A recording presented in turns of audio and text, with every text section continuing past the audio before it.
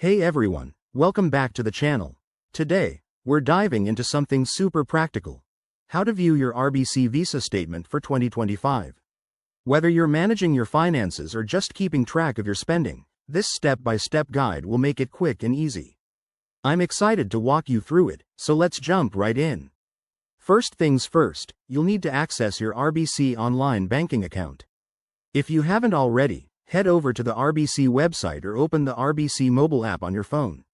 Make sure you're logged in with your username and password. Don't forget that two-factor authentication for extra security, which RBC has made even more seamless in 2025.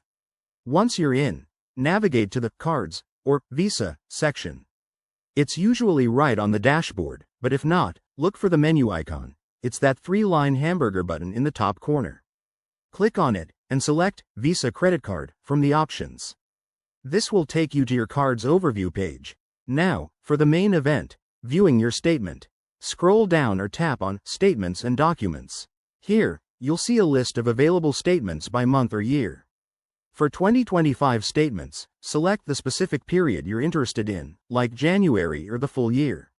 RBC has updated their interface this year, so it's more intuitive. Expect a clean layout with options to view online or download as a PDF.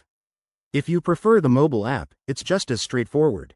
Open the app, go to your Visa card, and hit the Statements tab. You might even get notifications for new statements now, thanks to the latest updates.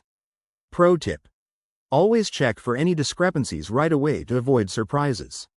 And there you have it. That's how you view your RBC Visa statement in 2025. It's all about staying on top of your finances with minimal hassle.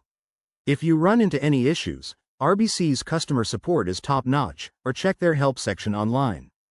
Thanks for watching, and if this helped you out, hit that like button and subscribe for more banking tips and tricks. See you in the next video.